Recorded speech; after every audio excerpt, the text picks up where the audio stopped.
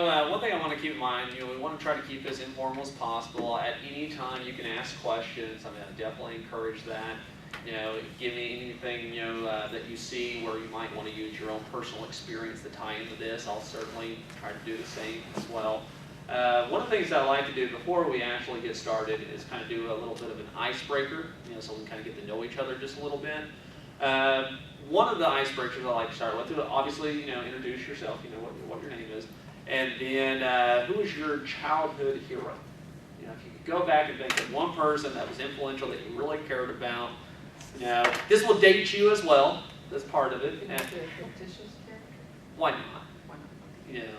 We got some flexibility there, and so. And I'll go ahead and tell. My name's Eddie Kirkendall. For those who don't know me, I can tell you my hero was Michael Jordan. Michael Jordan was my hero. I loved basketball when I was a kid, especially during my teenage years. And for me, it was just the kind of way to escape and just watch a game. And I liked Michael Jordan largely because of his work ethic. All the titles that he won, it was never good enough. He always wanted to do better. And just that, being the best basketball player on the planet and still wanting to be better. I like that about him. And so it just, that iron will that he had, that desire to always win. And so that's why, he was my childhood hero. And we'll go ahead and start here, and, your name and your childhood hero. My name is Nick Maggard, and my childhood hero would probably be Joe Montana. Okay. Mainly because Chiefs. Yeah, there you go. I think it was, one season he was with them? Yeah, they pretty good. Yeah, I think it was 94, 95, right around that range. Somewhere. I was upset when he left the 49ers, so that's why I remember this. Yeah. All right. I'm Lucas Stanley. My childhood hero is probably Warren Buffett, because I used to want to start a business, own a business. Now I'm more science. Well, if things work out, I will be moving in with you. You can support me my old age. I already had that with my parents. Why you? Hey, if you got that much money, you can spare a room, But hey, that's good. Warren Buffett. You don't hear that too often. Armonte. We'll go with Armonte. All right. My name is Armonte Akers. My childhood hero, it still is Denzel Washington. Okay. And I say that because when he acted, he had just such great passion. When he acted, he put his all in his acting. It just stands out to me. Okay. And so in my everyday living, I try to do the same thing, whatever I love, just put my passion into it. Okay, that's good.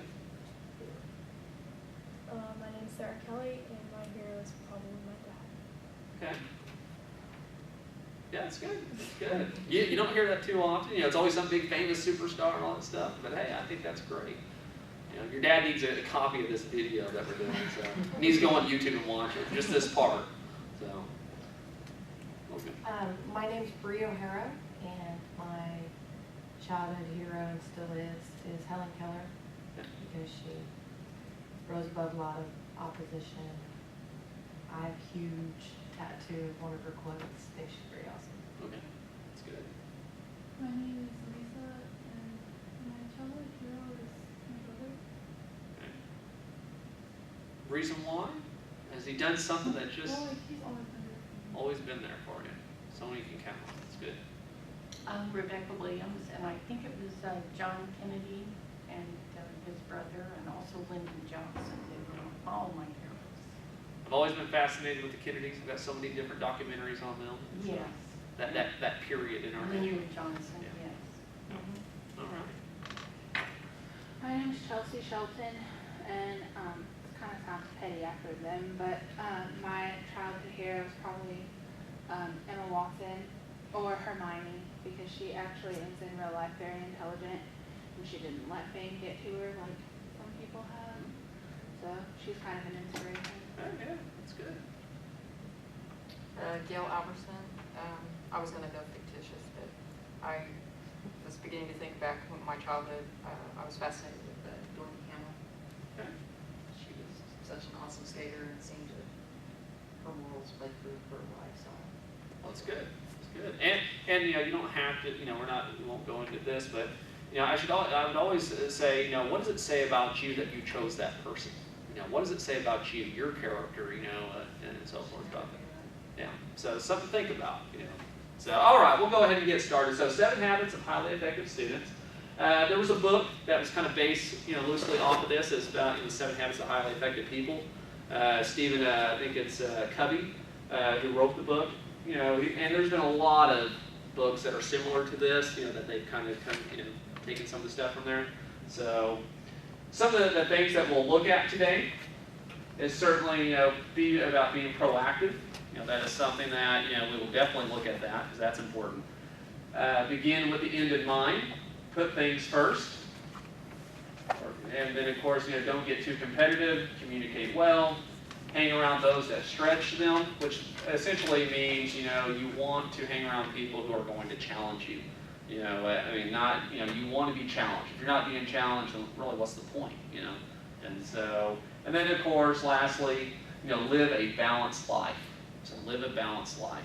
And that is something I think we've all kind of encountered, when you have to try to balance everything that's on your plate, whether it's academics, family, your own personal, time for yourself, work, you name it. And so we'll definitely look at that. So first up, highly successful students are proactive. So successful students live by the credo of never putting off, what you can do today until tomorrow. So essentially, what does that mean? Don't procrastinate. Now, how many of us have done this in the past, where we wait till the last second, to get it done? And what happens? What normally happens? Are you more stressful? Yes. Yeah. Yes, and so I know that I gave you out those little magnets about test anxiety there. And so you put yourself, I think, more in that situation by procrastinating because you're not quite prepared. Now, it doesn't mean that you can't still perform well. I mean, it does happen. I mean, you cram and you're able to pull it off. But I will say this, chances are one day it will catch up to you. And I would say, even though you make let's say you make a 70 and you just crammed the night before. But what if you have studied for an entire week and you would have made that 8?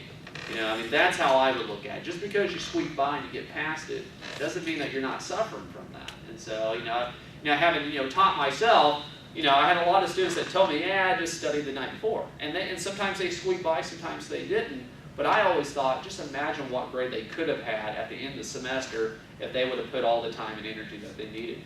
I always think most students can make that A if they have the time and the desire to put in there. So you definitely want to be, kind of proactive in that. So they live their lives always thinking ahead and planning. So one of the things that we normally give out in this first semester meeting is what? A planner. Start planning. And I know that for some, they don't like doing that because it requires a little bit of time. You have to sit there, write down what you need, looking at like when you have a test and so forth. But if you invest that 10 or 15 minutes a day just simply going over your planner, I don't think it's going to hurt you. And so something to think about there. And then, this is very important, because it's going to help you eliminate the cramming, if you actually take the time to do this. Because we know cramming, it will catch up to you eventually. It's just a matter of when. And so one of the things that we should ask ourselves is how can we actually apply being proactive in the classroom? What are some of the steps that we can actually do? And so some of the things that we can do, number one, visit with each of your professors in his or her office before experiencing any problem. So the last thing you want to do is go to your instructor, when you actually have a problem for the very first time, because that's how they're going to remember you. Oh, you're the person that came in because you had this problem. You didn't show up for my test for whatever reason and so forth, and that's when I first met you. I would look at it as you want to go in there, at the start of a semester, introduce yourself to your professor. Talk to them, let them know who you are, and why you're excited about taking this class. Show them that you actually have an interest in taking that class and you want to learn. You want to introduce yourself during a good and positive time, not necessarily some crisis that's going on. Now, how many of us, for example, have probably done that? The first time we actually really had a conversation with our professor was when there was a situation that happened. How many of us have done that in the past? Okay. And so, now, it doesn't mean that, a professor is going to have a negative impression of you. I would just say make sure that, why not talk to them when things are going good? Because most of the time, professors want to get to know you. They're human beings, they care, they're passionate, about education, they want to help. And so I can't tell you how many professors I've had where I've actually gotten to meet them, talk to them, outside of class, and I learned more about them, which actually helped me on the test because I kind of knew how their brain worked a little bit, what they were looking for, because of those conversations that I had. And so if I did have an issue, I've already built that relationship with that professor, and I think they were more inclined to work with me and help me because they knew who I was and they knew that I really wanted to do well. And so something to think about there.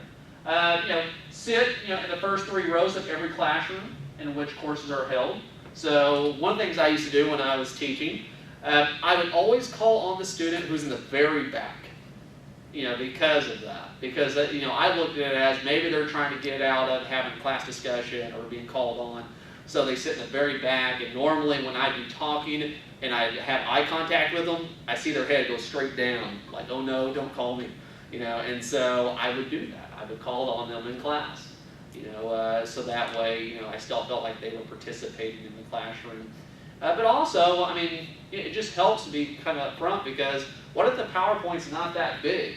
And so you can't hardly see it back there. So sometimes it helps to be on that and be able to listen and so forth. And what happens if you have students that are talking, in the back, you're hearing a lot, and it's hard for you to focus. So sitting up front may be a better thing for you. And I think it shows that you're dedicated, that you want to learn, you are there, and your professor can see you, they're ready to go. And of course, take the initiative to introduce yourself, to 2, other good students in each class. Why is that important? What can that actually help you with? Introducing yourself to a couple other good students. Study groups. Study groups, definitely. And what happens, because sometimes things do happen and you have to miss class. Well, you've got a couple of friends, that are good, students in there. What can they do for you? Take notes for you, to help you with that. And you can do the same for them. So that's a really, I think, good thing to have because, how many of us, don't really know that many people in our class at all, so far. And it's already midterm, we're towards the midterm now. And you can say, I don't really know anyone in that class at all. How many of us can say that probably? Not very much contact with anyone. So, sometimes, other students actually want to have, study groups as well, but they have a hard time coming out and, asking. And so sometimes you have to take that initiative a little bit. You're kind of putting yourself out there a little bit, but oftentimes they're going to want, to team up. And if they don't, well, then you probably don't want to study with them anyway, if they don't want to do that. And so that is something that I think is very helpful. And I can tell you throughout my college experience, I had a lot of, study groups, in various classes. And even though sometimes, we did well in the class, I still think it just helps to talk, about the terms and stuff that are going on. So if you're making note cards and you're doing all this, you're eventually going to get tired of doing that. It gets, that repetition, it gets a little tiring. So if you have someone to talk to, it helps. I think it makes a difference there. So you've got to be proactive. Other, highly successful students begin with the end in mind. So high achieving students have a purpose and vision for what they are doing. They're not just going to school just, for fun.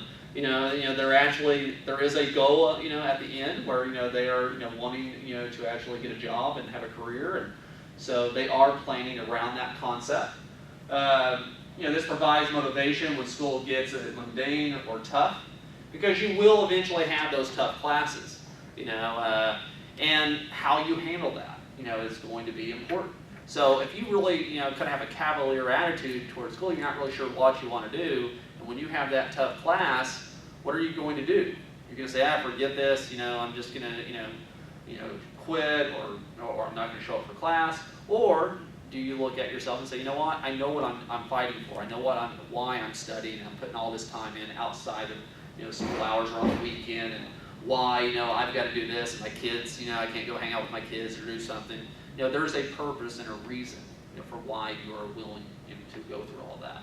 I certainly had classes that I didn't really like that much, and we're all going to have that.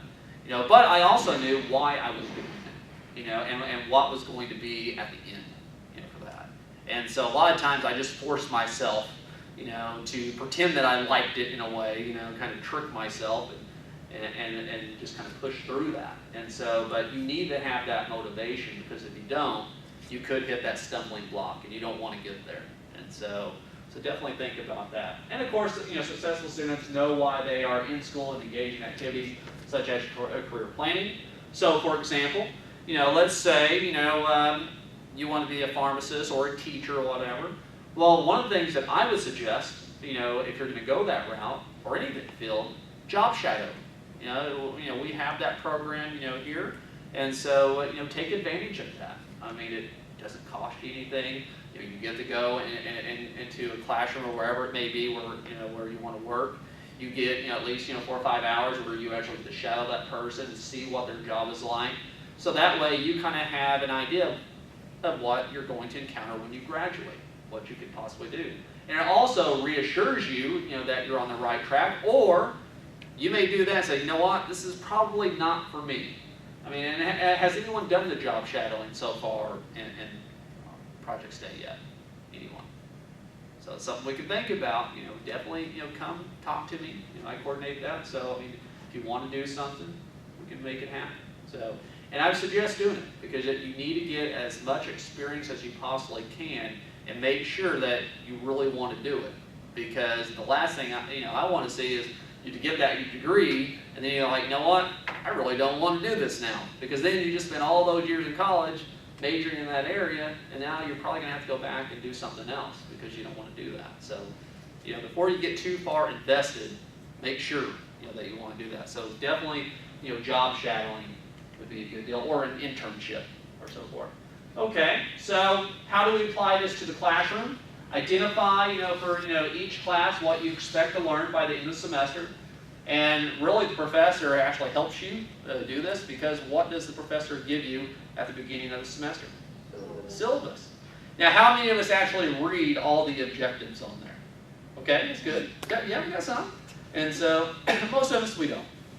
And I can tell you, I mean, I haven't been the best in that area. I mean, sometimes I'll skim it, and stuff, but for the most part, I try to, especially when I started teaching. Then I had a different appreciation because I had to create that syllabus, and so that was a lot of work. And so, but yeah, I mean, if you look at your syllabus, you will know what you're supposed to cover that semester.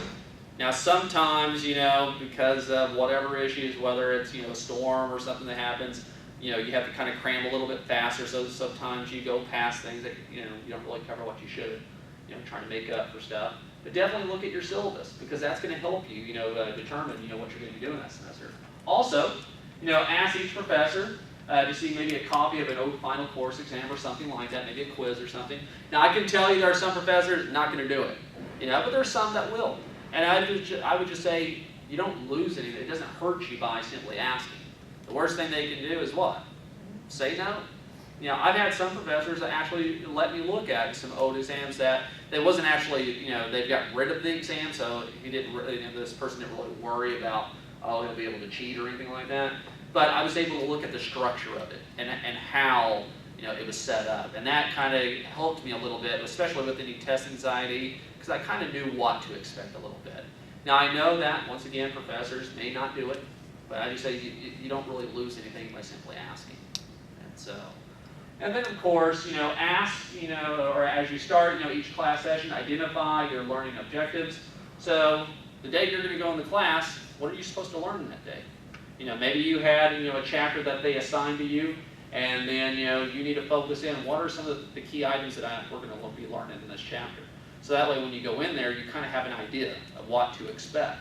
Not just go in there and, let's wing it and see what happens, And so, okay. So also, highly successful students, put first things first. So students who achieve, know how to set objectives and prioritize. So what does that mean? When we talk about prioritizing, doing all this, what does that tie into? Time what? Time management. It all comes back to time management. Managing your time, properly. You've got to, give yourself enough time. For example, what about a math class? For some, I know Stanley loves math, and so it doesn't take him that long to study, or really. But maybe for others, it takes a little bit more time. So you need to be able to manage that. Because what if, you're taking 4 or 5 classes a semester, you're not going to be able to spend the same time for every single class. There'll be some, classes that are a little bit easier, you don't have to spend much time in, but there's going to be another class that you have to put in more time. Whether it's doing note cards or, or so forth. And so you need to be able to balance that and determine, what classes are more important that I need to put more time into. You know, for me, it was always more the math and science classes. I didn't have to put very much time into when it came to English courses. You know, I mean, I could easily write, you know, a 5 or 10 page paper in a couple of days. I mean, it was really short. It's not a lot of, research. You know, it just, you know, to me, it felt more natural, you know, writing. You know, but when it came to math, I mean, I had to study all the time. And even then, there was no guarantee, when it came to the results of that. And so, and then of course, you know, they need to focus on tasks that bring the biggest return on investment and spend little time on things that do not bring, you know, value to their lives. That doesn't mean you can't have fun and you know, do things, but you also, you know, need to determine, prioritize what's important. You know, and, you know, for example, there are some classes that you may struggle in, but you also have to look at it this way. Is it in your major? You know, maybe it's not. And so, you know, you want to do well, but, you know, you need to focus maybe a little bit more on your, you know, your courses that are in your major. You know, spend a little bit more time on that. You know, so just something to think about there. Now, how do we apply this to the classroom? Arrive 2 minutes early for every class. And why would that be good? Let's think about that. Why would, you know, showing up to class just a little early, it doesn't have to be exactly 2 minutes, but a little early for class, what does that do? Get yourself organized. Get yourself organized. You know, how many students, you know, show up 5 minutes late for class and they're getting out their books or their paper and all this stuff, and they're making noise and so forth, and, you know, it kind of slows the class down a little bit and stuff. And you're a little bit more panic. You know, you're trying to hurry up and get there and get all the stuff out. And so this way, you arrive a little early, it gives you a chance, you know, to kind of get your mindset, you can sit down, get the stuff that you need, and then maybe you can look at, you know, what the professor, you know, assigned to you the day or two before, and so you can kind of just get ready and prepared. You know, and I think that's also important for any type of test that you take. You know, the last thing you want to do is, you know, show up late for a test or just you're right then and there and you're, you know, still kind of panicking. You want to have a few minutes just to kind of collect yourself and, you know, and get prepared. You know, read the textbook, you know, chapters the day before. You know, they are, you know, addressed in class. Why would that be important? Why would that help you? You can talk about it. Right. You can know what they're talking about before. Absolutely. I mean, you actually, you know, can, you know, bring up some key important points, but also, let's say if there's something in the chapter that you wasn't 100% sure on. That's your opportunity, you know, to be, you know, more detailed in your questions that you ask the professor. And I think, you know, we were talking earlier, you know, that you're in a psychology class. Well, let's say there was a term that you wasn't 100% sure on. Well, by you having better questions to ask that professor, he can give you better scenarios, you know, and that's actually, you're taking maybe, you're picking his brain, and you could see something that, you know, on the test that relates to that. And so, you know, I used to always encourage my students to do that, and a lot of times I ended up giving them stuff that would be on the test. You know, because I would find some examples that I could give them, and it's the same examples that I plan on putting on the test anyway, and so you get that information. You know, and so you really get to maximize your time in that classroom and really participate, you know, in there as well. So it's not just sitting there taking notes relentlessly, and because that kind of gets tiring after a while. You're engaging your professor, and so, and maybe for some you get to rush your hand a little bit too, because I'm sure there's some classes where you have to take a lot of notes. Being able to ask questions a little bit kind of gives you a little bit of a break there in a way. And so, of course, you know, start studying for exams, you know, a week in advance. Why would that be important? You're not cramming, so you're actually most likely going to retain the information better. And so, and it's going to help you reduce, you know, test anxiety because you know, you're going to be well prepared, you know, for that. And so, I can tell, you know, I used to study a lot. I mean, I really would put in close to 40 to 50 hours a week studying. You know, I mean, a lot. You know, and so now I loved it. You know, I mean, to me that was my world. I loved it, and you know, I kind of took it to the extreme. So I'm not saying you got to put in 40, 50 hours of study, and you got a life, you know, other things. You know, but you know that would be something, you know, that I always did. I studied well in advance for that test.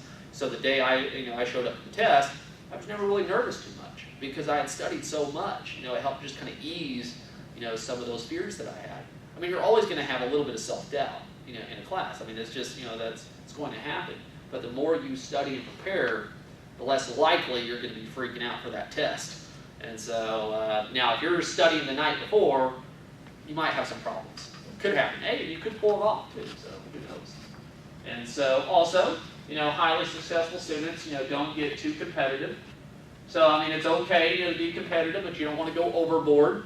I used to have, a friend that I used to always study with, and we were very competitive, but in a friendly way. And so, I love that competition. And so, but you want to be careful because, you don't want to offend anyone.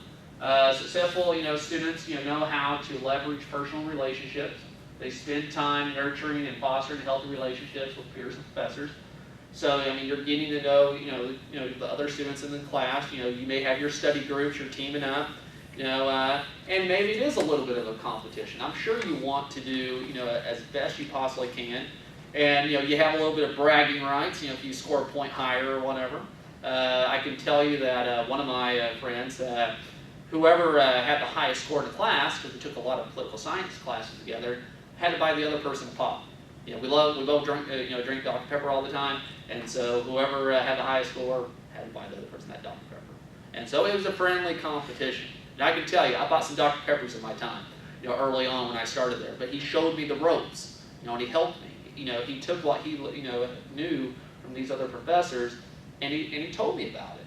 And I used some of those strategies. And, we became great study partners. I mean, we had several classes together. And eventually, towards the end, he was buying me some Dr. Pepper, but, it was a good challenge, and it pushed me. And so, how do we apply this to the classroom? Make your professors look good in front of the class.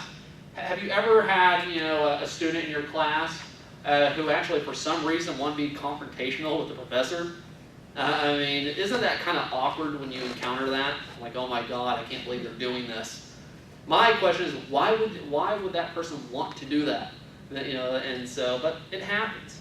So instead of trying to go after your professor, trying to, show, hey, I'm smarter than them, or whatever it may be, be nice. Ask questions, that they know, and where they get to reinforce that. You make it a positive, environment, to be in, instead of where you feel awkward and the tension's there. And I think, have you had a class like that? Yeah, it's where they're it's almost like they're competing for the class attention. It's Yeah. like, And what happens? You lose sight of what's going on in that class. And then you probably feel like I just wasted, 50 minutes or whatever it is in that class because we didn't get anything done.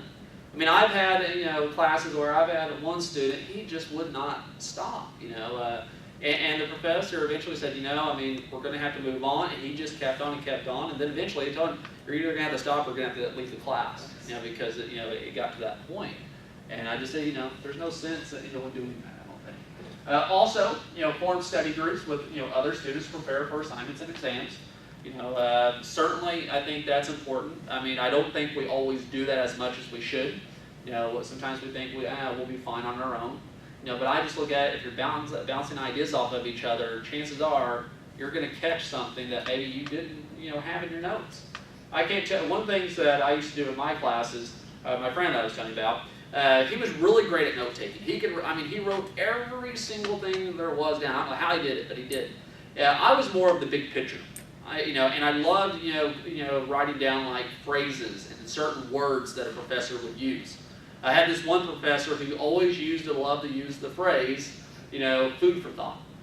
And most of our essays, all of our tests were essays for the most part because it's political science. Got these little blue books, you just fill them up, as much as you can write.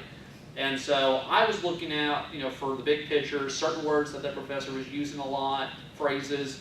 And what I would do is I'd take my notes, I'd take my friend's notes, and then I would type them up. We took all of our notes together, and then I'd give him a copy, and I'd have a copy, and then we would debate each other about what we thought was important in that class.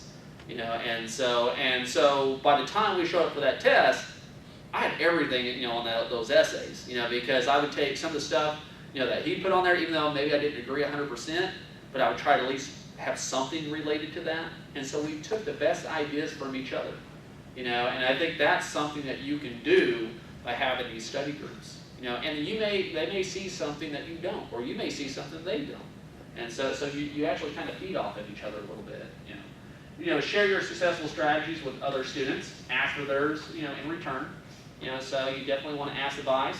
I mean, maybe a student had a professor a couple times. You know, so who better to ask, you know, than that student who's had that professor a couple of times?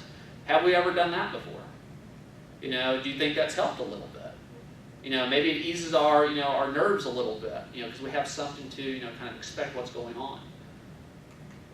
Okay, so highly successful students, you know, communicate well. So great students, you know how to convey their ideas and opinions as well as, and it's best to listen to others. You know, they possess great communication, whether it's group or, you know, interpersonal communication skills. You know, so being able to communicate, I think, is definitely important. Because, I mean, how many of us have a hard time, you know, trying, you know, to go up and maybe talk to other students or maybe talk to your professor. Maybe there's a question you have in your class.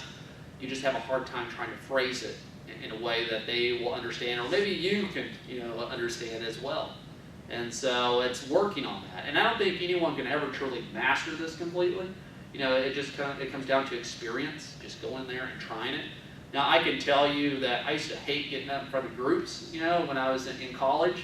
You know, we always had to do like a group presentation. I mean, how many of us have done the group presentation? They're going to get up there and speak to the entire class. And, you know, you're thinking, oh my God, you're like pouring down sweat, you know, as you're giving that. You're like stuttering and, you know, just trying to get through it. And so I was just like that, especially when I first started out. But then what I found out, especially in graduate school, every single class I had, you have to give a presentation. And so it's just the more experience, the more, you know, times that you go up there and start asking, you know, your professors or students or talking to them, you'll get better at it. And so, but you actually have to make an effort to try. Because if you don't, you know, obviously you're probably not going to get better at it. So how can we apply this to the actual classroom? Ask, you know, each of your professors a little about their background. This is important because you actually get a chance to get to know them a little bit. You know, one of the things that I asked one of my professors when I was in the political science department, now I ended up having like 6 classes with him. So I had a lot of classes, you know, with this professor. But I asked him, you know, why did you decide to be a political science professor? Why political science? And one of the things that he told me was, it's where all the action is. And we're seeing right now what's going on with the government shutdown and so far. Yeah, I mean, it affects our lives in almost every aspect.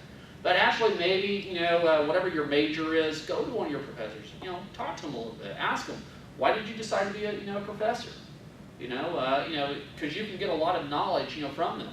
And it doesn't necessarily mean they've been a professor all their life. I mean, they've probably been out there in the real world. They've done various jobs. You know, they can give you the pros and cons of various professions out there, and maybe, you know, encourage you, you know, to do, you know, a similar path. Or maybe they can discourage you from going into this, saying, hey, I've been there, I've done that, you probably don't want to try that. You know, or this could happen. And so identify what you have in common with your professors rather than the differences. This goes back to not trying to be confrontational. You know, I mean, there's probably a lot that you actually do have in common. Now, I can tell you that in the classes that I took, especially as an undergrad, there was a lot more confrontation because it was political science classes. So you've got Republicans, Democrats, Independents, and those who just want to fight, you know, that argue any way they can. And so what I would try to do is, even though I might not agree with my professor and their political viewpoint, I would always try to find, you know, kind of a middle ground, you know, something that we could agree on. You know, whether it's, you know, the size of government, the role of government, whatever. You know, I mean, we try to find ways, you know, where we could, you know, work together. And with students, because you're going to have other students that are very opinionated, and sometimes it's hard to listen to them. You know, and, you know, you've got to find a way where you can say, you know, I might not agree with it, but I kind of can see where you're trying to go with this. Maybe you just feel like you're taking it a little too far, you know, but you're trying to find, you know, things that you could work with, something that's in common with them. Also, you know, thank, you know, your professor when they do something, you know, that is really cool, so something that's nice. One example I would say is, you know, something that's nice, give me a study guide for a test. You know, I mean, not every professor does that. Now, I can tell you where I was at in the political science department, for some reason, they just didn't give out study guides. They just didn't do it.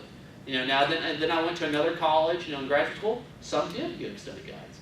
And so, so definitely if they're giving you a study guide, that's something to say, you know what, they took the time to actually create this. You know, they didn't have to do it, and they did it because they want you to do well.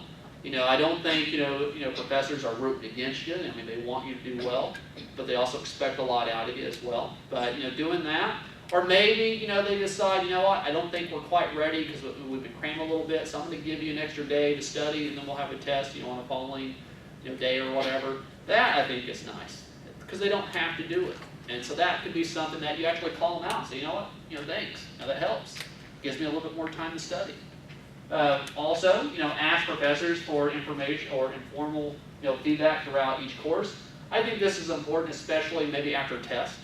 Maybe you don't do as well as you'd like. Maybe you go to their office hours and say, you know what, can you give me a little bit of feedback? What I did well, what I didn't, how I can improve. I used to, on my tests, I would always kind of give, I used to write about half a page of things that I liked and disliked about their tests, with the writing and so forth. I mean, it took me a lot more longer, to do, the grading and writing all this stuff, but I wanted to give them as much feedback as I possibly could, because I've always was taught, you can't fix the problem unless you know what the problem is. And so it was always important early on to give them as much feedback as I possibly could. And I would always tell them, come to my office anytime. And I can tell you, when I would do that, I may have 2 or 3 students that entire semester that would take me up on it. And so they're waiting for you. You just got to show up. Okay, so also highly successful students hang around those that stretch them or challenge them, those that that are going to push them. And so students that go on to achieve great things spend time with people who stretch them out of their comfort zone. So what is an example of that? What if you're great at science and math? We're going to take Stanley. And so let's say, he's just great at science and math. Now what if he's not good at like writing papers, like English papers and stuff? Doesn't like writing those long essays. Well, do you think it might help him if he had a friend who was really good at writing papers? Because they can have conversations about that. They can say, this is what worked for me. If you're having a problem, with MLA or APA, I know how to do that. I can show you how to do that. Because there might be a situation where his friend is in a math class and struggling, and it's like, hey, can you show me how to do a couple of these problems? I'm just not getting it. And so what you're doing is you're helping each other. And that's it's getting you out of your comfort zone, because you're having to get help with some English courses, or learn how to about writing long essays, and he's getting out of his comfort zone because he needs help with math, and he's asking for help, but